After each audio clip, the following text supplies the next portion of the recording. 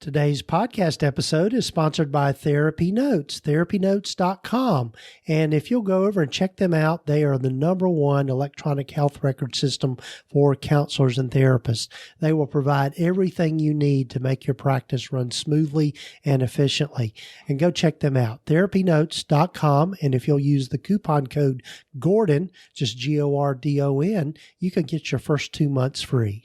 TherapyNotes.com.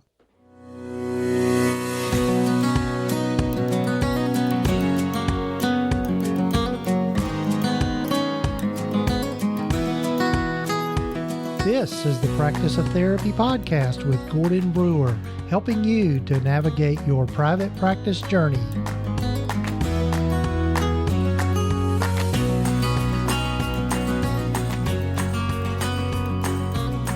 This is session number 137 of the Practice of Therapy podcast. Hello, folks. I'm Gordon Brewer.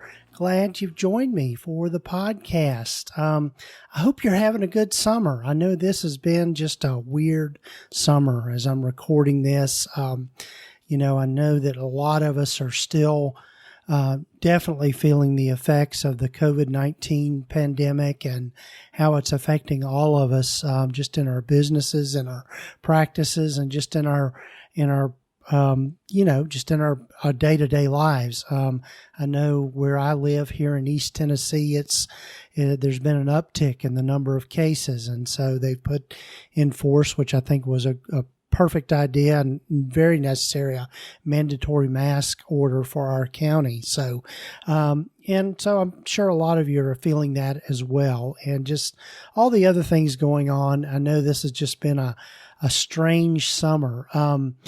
And so I hope you're doing okay. I hope you're staying healthy and safe, and you're making it through all of this. I think we'll all make it through one way or another. That's for sure. In this particular episode, I'm doing something a little differently, and thanks to my virtual assistant who does all of my podcast editing and putting things together behind the scenes, Rachel. Big shout out to her again, Rachel DeHaven. We're putting together this episode, just kind of the best of telehealth. And what we've done is gone back and looked at some older episodes of the podcast and just pulled from them some expertise of others that have been on the podcast around this whole topic of telehealth.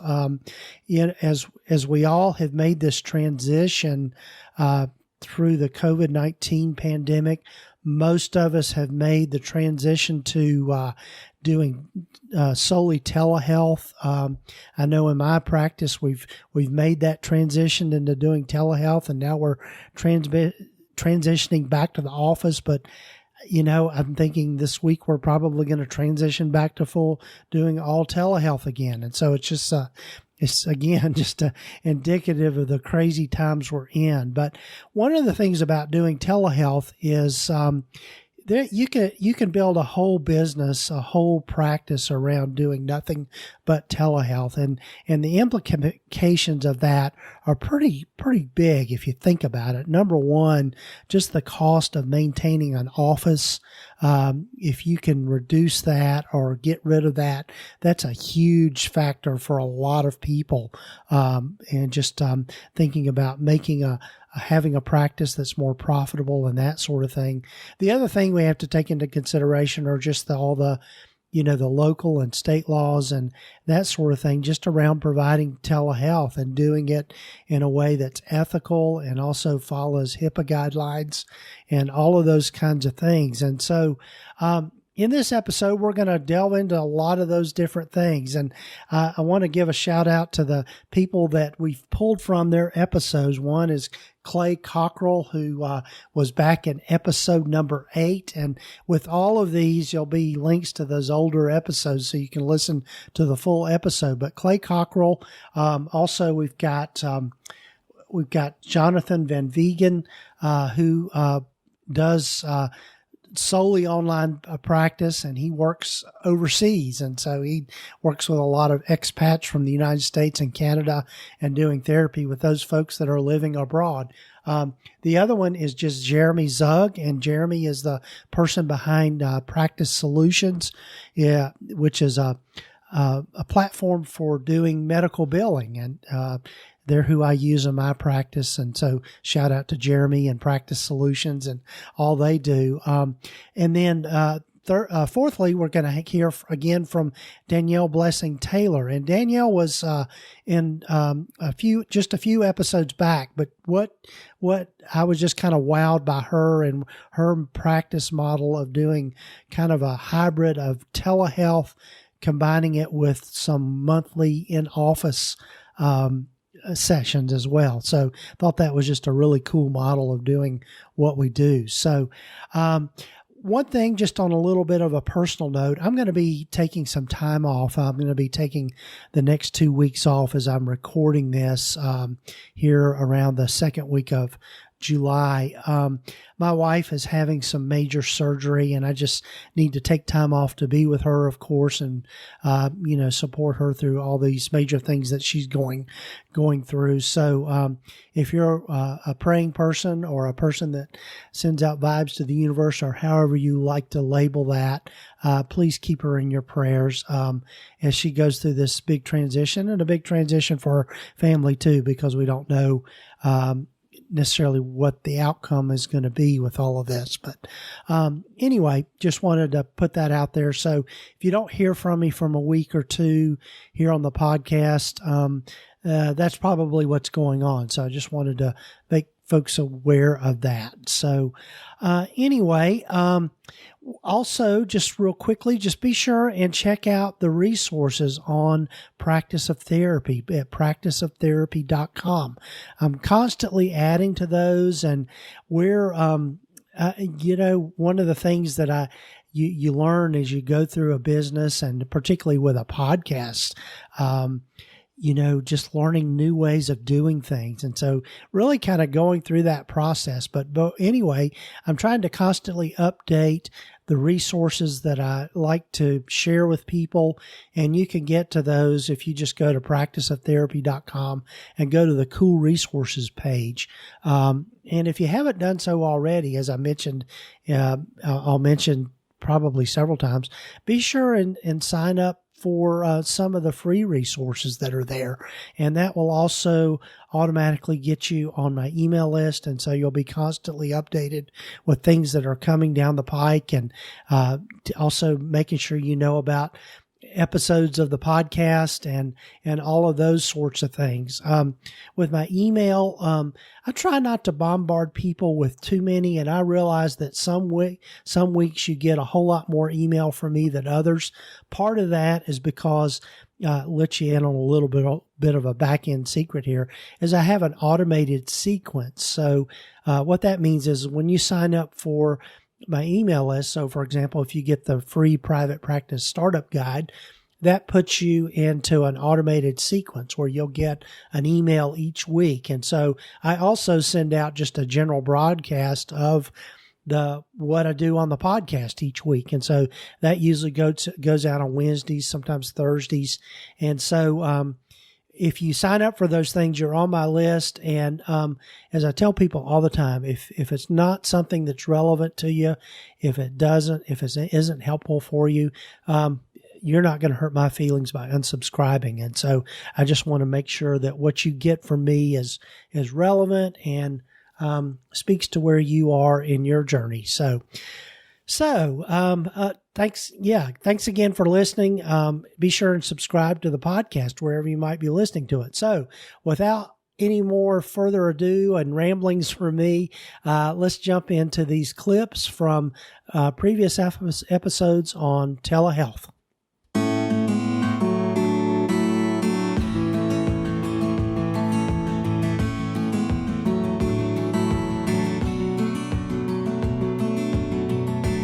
Tell us, if somebody wanted to delve into online counseling or thinking about adding that to their practice, how should they start? And what are some of the things they shouldn't do and absolutely do? Well, there's a lot, and we put a lot of this information on the directory because I always wanted it to be a service. And it really started out as this idea of when I I had a couple, for example, that maybe the husband or the wife needed individual therapy, but they could only work online. And so to find a therapist that works online was hard. There was no like central place where people listed themselves. Like Psychology Today, most therapists list themselves on Psychology Today, but there's no way to really drill down there and see which ones are online. So I created the directory, which is it's like the Psychology Today model. So you can list your practice for a monthly or yearly fee, and we're going to bring clients to you. But we're also doing a lot of education on how to do it. So to do the first question that people have, I think, is licensure. You know, how do I, as my license, who can I work with? And it started out, there really wasn't a lot of regulations on it, and people were doing it. And we thought, well, if I'm sitting in New York and I'm licensed in New York, then the therapy is happening in New York on my computer. But it's really where the client is sitting. So if the client is sitting in Nebraska, you need to be licensed in Nebraska. And one by one, I think a majority of the states have passed regulations saying that you need to be licensed where the U.S. citizen is sitting. Yes. Now I wanted to do a project where I would research all the different laws in each state for all the different professions, social workers, psychologists, licensed counselors, etc. And I quickly found out that was going to take a huge team, a massive amount of time. I couldn't do it. But then I found a law firm in DC that specializes in mental health care, and they did it. Wow. And it's Epstein, Becker, and Green, and they created this massive 600-page document that went to every state, looked at all the laws for all the different professions, including, I think, psychiatric nurses and psychiatrists and marriage and family therapists. All of them, if you're licensed to do mental health, they went to each state and found out what the regulations were, insurance reimbursement, the whole 9 yards. Wow. And I interviewed the person who headed up that team. It took them a year. And they allowed us to host that on our site. So you can go to onlinecounseling.com and there's a therapist toolbox, and you can go into this Epstein, Becker, and Green document and find out what your state's regulations are. Right. I'll put a link to that on the show notes. So thank you. People can find that. But that's a big question is, am I licensed? So I think a rule of thumb is to say you need to be licensed where your client lives. But there is a caveat. What about people outside the United States?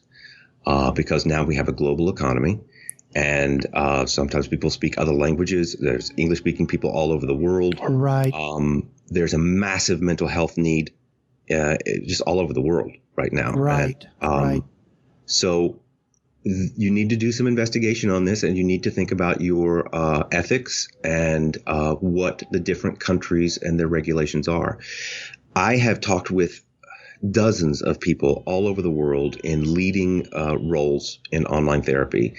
And with the exception of Canada, there are no countries that regulate psychotherapy and saying that you can't do that.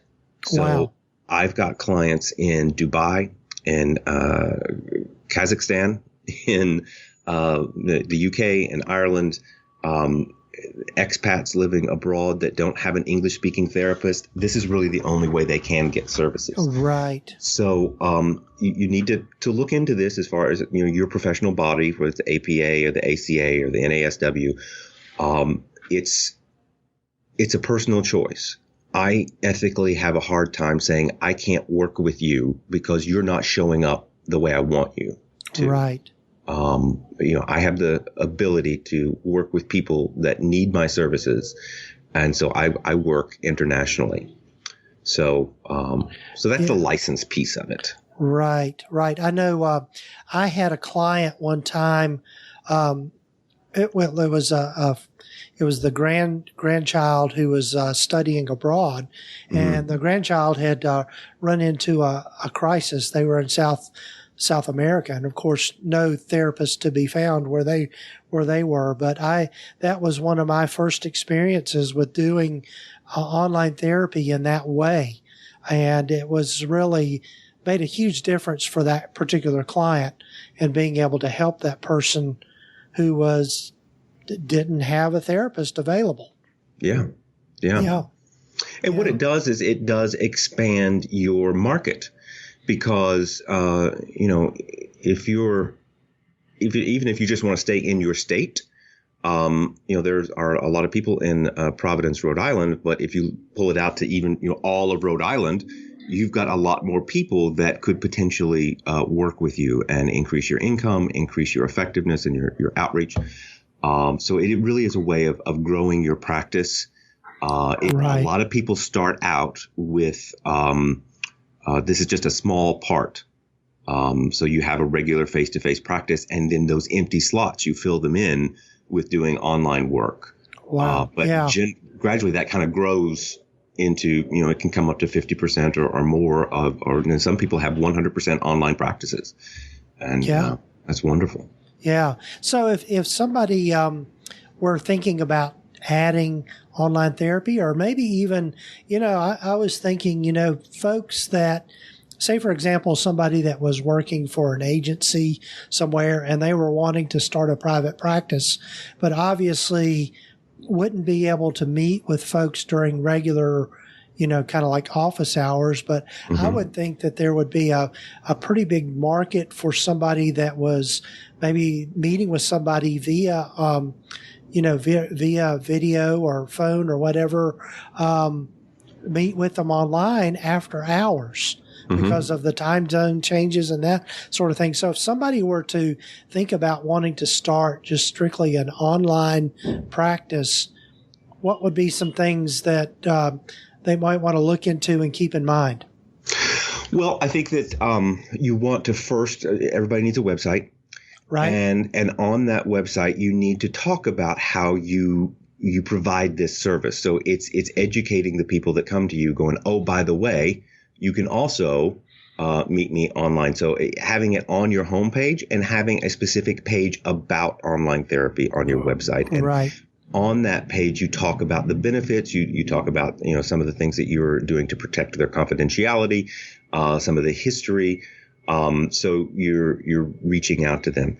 The other thing is advertising, and whether you want to do Facebook ads or Google AdWords, it's important to reach that target audience. And the backside of those for Google and Facebook, you can target an area, whether you want to work with people in the UK or you want to work with people in Texas. You can say, I want my ad only to show in this area. Right. And so that way people who are looking for you are going to find you. So that's part of the marketing. And I also encourage people to look into the directories that serve the expat community. And, there are people out there that are living because of work or retirement or wherever. They really use those expat directories to find attorneys and accountants and doctors and therapists. Wow. So that's a great way of reaching your audience. And I'm sure you talk about this all the time, is you find out where your target audience is and you go there. Right. Yeah, it's so important. And it's like you hear from me and a lot of others, the importance of having a niche and really finding your ideal client is so important. What are maybe some do's and don'ts that you think of when it comes to that? Because what's interesting to me is that you are not, you can work from anywhere in the world, literally. And so what would be some do's and don'ts about setting all of that up and the logistics of that you have found helpful? Great question. I would say probably the biggest do is make sure you do your research. It's really funny within the US, we have clients from the East Coast that are really concerned about their license. And so they want to make sure that they're not, so whether they're practicing psychotherapy or coaching, they want to make sure that those are, their services are split out. On the West Coast though, in California, therapists can advertise in coaching and therapy at the same time. So I always say start with having a goal in mind. Like, do you want to own a coaching practice? Do you want to own an online therapy practice? And just set it up. And this is an argument. A lot of people come to me, well, they throw their hands up and say, you can't do both. You can't be a coach and a therapist. And I think that's total nonsense. We can own as an individual a therapy business. We can own a coaching business. We can own a consulting business. We can do whatever we want. And but definitely you want to make sure that you protect your license and make sure that you operate with that authenticity, the honesty, the integrity that we need to be operating in. But once you've done that, then I would say the biggest do is just to take action and to go out and put one step in front of the other. And it's going to take a while. You're going to, you can pay for mentorship or you can do it on your own. No matter how you do it, it's going to be a journey nonetheless. And right. I love what Winston Churchill says. And he says, the true measure of success is to go from one failure to the next without a loss for enthusiasm. And I can tell you, being a 6-figure brick and mortar clinician, the last month that I was in Canada, invoicing $12,000, to go from that to being in Mexico, where we were a couple years ago, and sitting around a dining room table with my wife, and our kids were asleep in the room next door, and having only made $400 that month from clients that had followed me from my brick and mortar practice, it was pretty devastating. And those were some pretty stiff headwinds. But just, if you don't give up, you can't fail. Right. It's literally impossible. Right. So yeah, I like that. Yeah, it's one of my mantras is to be consistent and persistent with what you do, and just keeping at it. Because I think regardless of how you build your practice, those beginning stages just you've got to get that momentum, and it takes patience to be able to get that momentum. With your practice, how long did it really take you to feel like you had the momentum that you needed to make it sustainable?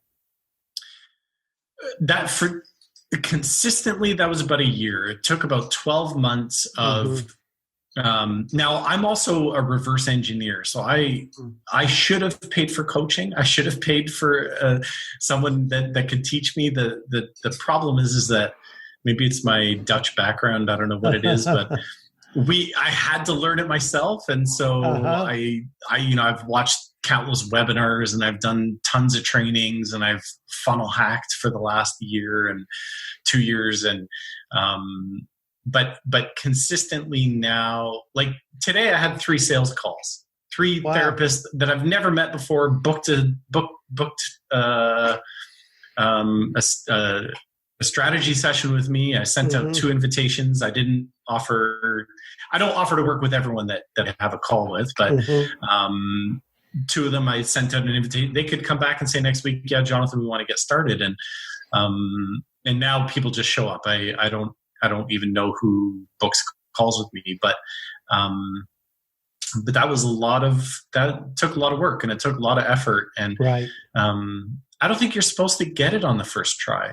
Yeah. I think if it was too easy, everyone would do it, and it wouldn't be fun. And, I remember back when I was doing my graduate training, and I was thinking to myself, I haven't seen a client yet. I'm still doing the didactic portion of my graduate training. I still hadn't done any clinical work at that point. And I was like, this is going to be the only time that I get to be neck deep into the theory of what we do and change theory, and without seeing clients. And I was like, because at that point, everyone wants to rush and see a client. And I'm like, no, I should slow down and just enjoy this, because when I start seeing clients and I get into the applied science of what we do, and it's all great, but let's just enjoy this process. So. Right. Yeah, I think it's to enjoy the ride. Yeah, we're at whatever stage you're at. I think it's important to do that. So tell folks a little bit about the coaching that you offer for those people that are maybe thinking about starting an online therapy business or therapy practice or coaching practice. And one question that came up for me before we move into that, in your mind, how do you delineate between coaching versus therapy? Because I know that you do both. Yeah, I see it as, with therapy, our clients come to us with the content. The content is what's going on in their lives. That's what we have to work with. Whereas with coaching, we go to them with the content. So we're teaching them skills and we're giving them. So I only use solution-focused brief therapy. And I met Elliot Connie back in Wisconsin a few years back at the AAMFT conference. And I walked right up to him and I said, Elliot, I really love solution-focused brief therapy. Can I just do that? Do I have to use any other model? He said, no, Jonathan, if you want, just use that model. You'll be fine. And so I did that. And, I have to think that when it comes to, and now I'm losing my train of thought there just for a second. Yeah. That's okay. That's okay. Well, we were just talking about just delineation between coaching and therapy. Between coaching. Yeah. So, and thank you so much, because I went off too much on a tangent there.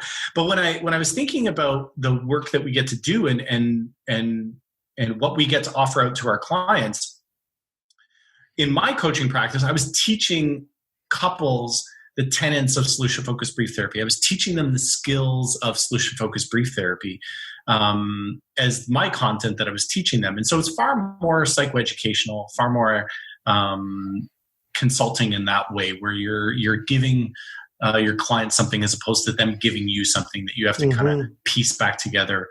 And I also see it as you attract a different client as well. I find with psychotherapy, you're getting people in the 10, 20% that want to go to the 100%. Whereas with coaching clients, typically they're at the 70, 80, 90%. They want to get that last little bit that they're missing. So. Right. It's and that one way I've heard it described too is a difference between coaching and therapy is therapy, you're really dealing more with the whole person and just helping them work through whatever it is they're working through, versus coaching tends to work on a specific problem. And so I like that. I like what you also said about that, about, the coaching being more in a teaching role, which is good. Yeah. Because I think a lot of people struggle with that of, you hear in graduate school, you don't want to do coaching. You want to be pure to the models and pure to the, all of that. But I think there's room for both. And like you've alluded to, I think you can do both. You can. Well, the way I see it is I've always resisted applying labels to my clients. It's fortunately in Canada, we're not asked to make diagnoses. And so if I'm reluctant to label my clients, why would I be so hasty in wanting to label what I do? Right. So rather than seeing myself as just a psychotherapist, when I have a skill set that I know I can offer and help people, and it was something different than psychotherapy. And, psychotherapy isn't the be all and end all intervention for our clients. I would argue that caffeine, tobacco, alcohol are probably first line interventions. When people are stressed, they'll reach for a cigarette or an alcoholic beverage.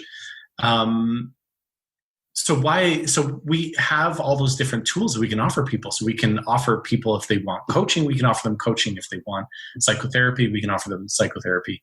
But don't conflate the two. Don't mix the two. I think that's unethical. Yeah. But there's certainly no reason why we couldn't be both. So. Right. Yeah, I like that. Yeah, so there are a couple of trends. I think the first trend that we need to talk about is the wide sweeping statements that insurance companies have made about patient responsibility as it relates to telehealth claims, right? Because almost all of the practices we work with went fully remote, right? They did the telehealth thing, and a lot of them were counting on and made statements to their patients that copays and deductibles would be waived, right? All patient responsibility and cost share would be waived per the insurance companies, right? And what we are starting to see is that insurance companies are and they're not.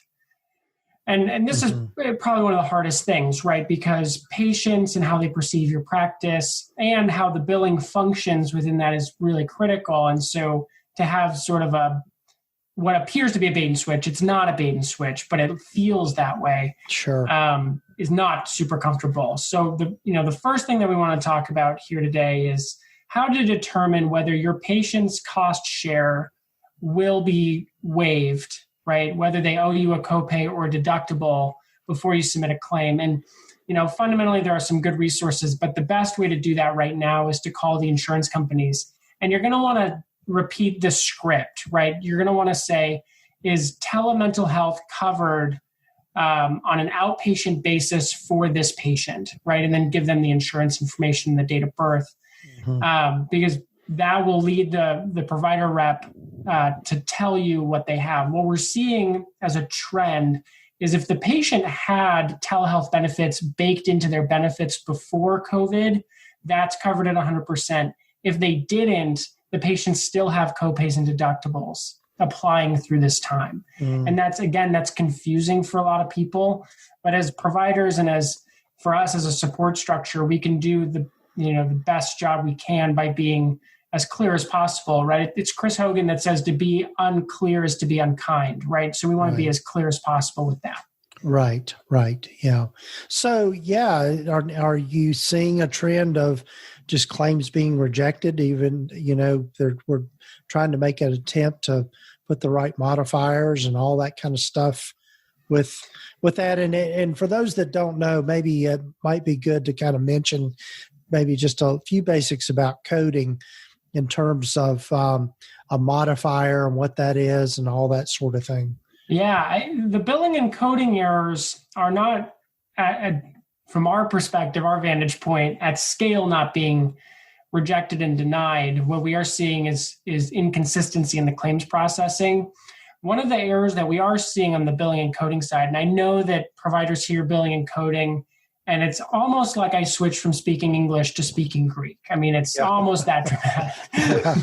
Yeah. It's a language unto itself. But there are two codes that are important, right? Critically so. Even if you're going to do telehealth beyond COVID, which is what I think is going to happen, Gordon, I think we're going to see one of the consequences is long-range telehealth sessions, right? But two codes that are important, and it's your place of service code, which if you're using an electronic health record, the practice settings feature of your electronic health record will help with that. But that code needs to be 02. Normally it's 11, which says that I'm conducting therapy in an office. But right now we're all conducting therapy, telehealth, remotely. And so what that code does, 02 communicates to the insurance company, all right, this was a telehealth session. You'll still bill with your office address, but you'll need that 02 code to delineate a telehealth session. The other code that's important is called a modifier. And if you Google modifiers in general, what you're going to find is a variety of answers, because modifiers in medical billing and coding can delineate which side of the body, left or right, up or down. So they're a directional code, but in mental health and in telehealth sessions, a modifier delineates two things. Telehealth, whether it was done via phone or AV, right? Zoom or some other like DoxyMe, right? So where there's video and audio, or whether it's just phone. So the modifiers there that are important to note are either GT or 95. And depending on the insurance company that you network with, they've told you which one to use. Sorry about the dogs. I'm at home. That's okay. That's all right. I might have a cat show up, so that's all right. But your insurance company will say, use GT or 95 as the modifier of choice. Yeah. And I think that's, I think one of the things that's nice about using like an electronic health record system, I know that you guys are familiar with TherapyNotes, which is what you guys primarily use for the one that you recommend. But I know it's just a matter of just simply changing it from office session to online session just within the appointment itself. So it makes it pretty simple. Yeah, that's right. That's exactly right. And even in TherapyNotes, you need to add the telehealth as a session or as a place of service. But within the session, the schedule, you're right. It's very simple. Right. So hopefully that's not too difficult for people. So one of the things that I know too we had talked about is, and I know this has been kind of a topic for a lot of folks just in our mental health space is telehealth going to become more of the norm now, in terms of meeting with folks? Yeah, that's a great question. And I know, as a country, and even as Michigan, we're in Michigan. So as a state, we've gone through a couple big legislative shifts as far as what's covered. Gordon, I really hope so. Right. And I think that's something that providers can do a good job as far as, lobbying and advocating with their government officials on. Because I think it's effective. I think the outcome data is there to support that, and you can reach more people, right? And I know that insurance companies oftentimes get a bad rep, but the predominant narrative of Blue Cross, for example, or Cigna or Aetna or any of the really big ones has been access to care, right? Yeah. That's been a very large agenda item for them for a very long time. And that's something that this could really enable in the future. So I really hope so. And providers can, send a letter to your governor, your senator, and congressman and push for it. Right. Well, one of the things about it that I've thought about is that I know for a lot of my clients, and it's finding that balance between the time as a practitioner. What are the hours that I want to work? And most everybody knows that if I only saw clients from 5 o'clock till 9 o'clock at night and on the weekends, I could fill my practice, just in the snap of a finger, because those are the premium times for most people wanting to come to see a counselor is, evenings and weekends, because they don't want to take time off work to come to an appointment. So, I think the opportunity is for those of us that are seeing folks that are working, they can see us via this platform, this online thing, and they're not having to do the travel time to get to your office. They can take time off, hopefully if they have a private place to meet, they can just meet with you in their office at work or whatever. And so I think it's going to be pretty appealing to people. And I think in terms of marketing your practice, again, like you said, insurance companies are pushing access to care. This makes us much more accessible. I guess maybe what are your tips around doing telehealth that, and I'm sure people are curious about platforms that you're using and tools that you use. And so if you don't mind, just kind of walk us through what you like to teach people. Yeah. Well, I use Simple Practice. I love Simple Practice. It's very simple, but it has everything, scheduling and billing and all of that. At first I started off having an Excel spreadsheet, and my husband was kind of my numbers guy, and he would help me put the equations in and track how much I was making. And I was still taking insurance, so tracking each insurance company and all that. And it just became a headache. And so getting like a, electronic record system was good.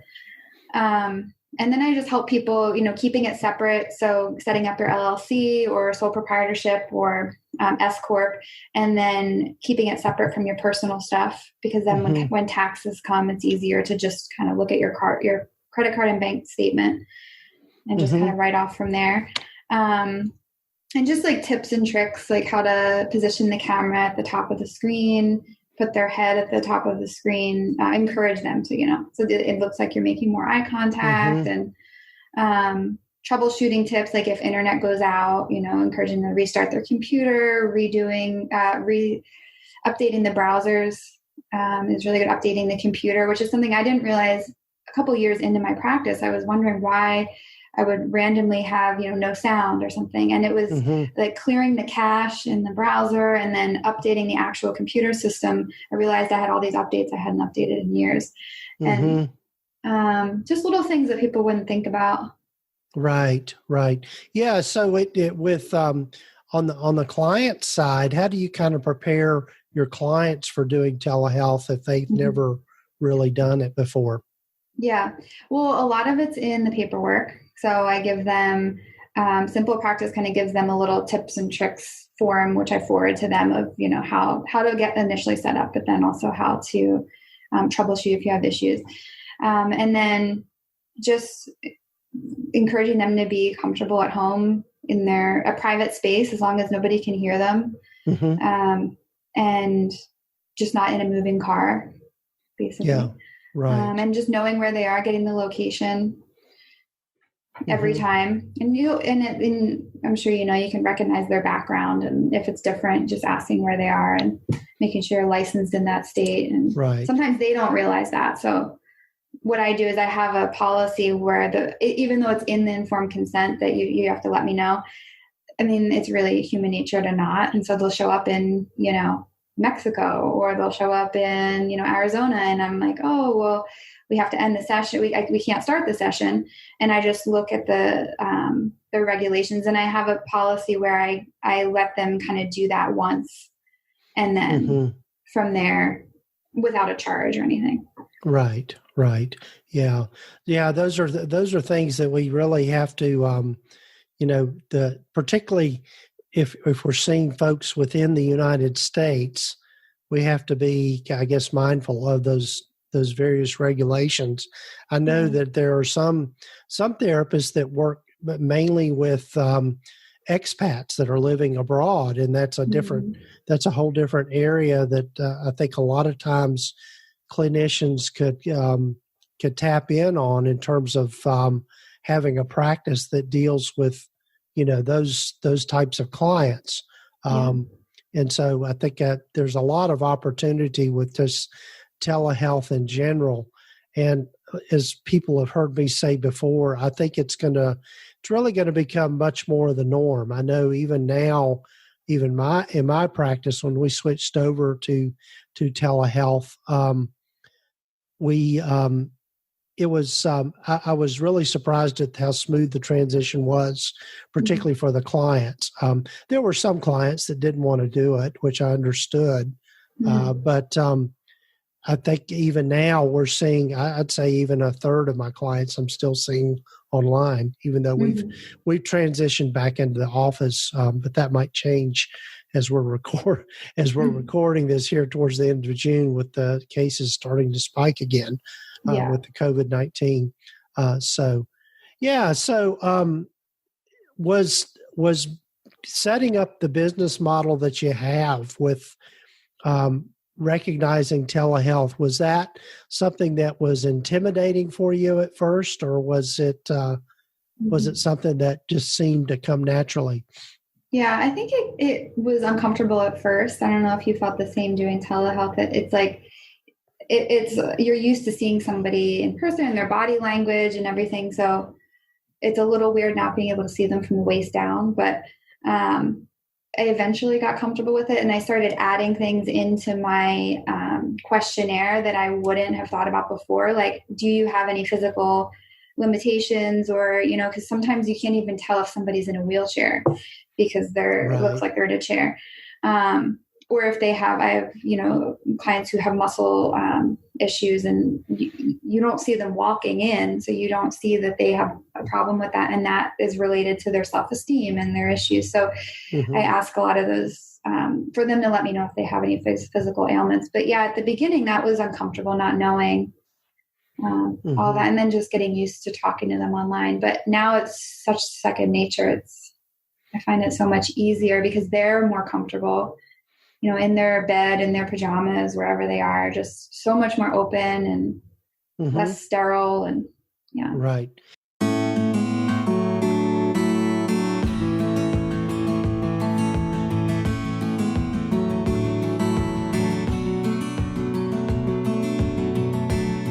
Well, folks, I hope this has been a good review or flashback for you, whatever you want to call it, in this particular episode. And just thinking about telehealth in your practice. It's going to be interesting to see how we remember this time in our history, and I've said this before on other episodes, I think this is going to be one of those huge, like 9/11 or one of those other kind of big events that happen in the world that we're always going to remember. And it's going to be, it's going to be interesting to look back and in retrospect about how we look at this time and how we feel about it. But I hope that you're staying healthy and safe out there. Do wear your mask. I mean, it's, I know a lot of people feel differently about that, but just think of it as doing it as an act of kindness for others, and just being aware of how what you do affects others. And I think that's something I try to live by, and I hope that you do too. And I'm sure you do, because I know that all of you are doing some noble work out there, and just listening to people's stories and helping people, whether it's online or in person. People pour their hearts out to us in this particular work, and it's noble. And I would even go on and say that it's sacred work to some degree, of being able to help people, particularly during the times that we're in. So keep at it and just keep doing all of that good work. Be sure and take a look at our sponsor for today's podcast, TherapyNotes, therapynotes.com. And if you'll use the coupon code Gordon, just GORDON, you can get 2 months of their services for free. And also be sure and check out the Practice of Therapy website if you haven't already, and take a look, poke around there and look at the resources we've got. Lots of stuff there, lots of older episodes to go back and listen to. As I mentioned earlier in the podcast at the beginning, I'm probably going to take a week or two off from the podcast. So if you're listening to this, I will be back. I promise that. Just need to take some time off and helping my wife, because she goes through her surgery, and it's a pretty major surgery. So we're pretty concerned. So if you're a person that prays or a person that likes to put out stuff to the universe, we would certainly appreciate all of those good vibes coming our way. And I'll probably keep you updated on her progress with that. So, but anyway, check out practiceoftherapy.com and take a look at the resources we've got there. And we'll be back and look forward to talking with you again. I know I've already got some other guests lined up, so that's all the more reason to come back. So take care, folks, and I hope you have a good July as I'm recording this, and summer if you're in summertime. If you're south of the equator, you're in winter, having a good winter, I hope. So take care, folks, and we'll be back.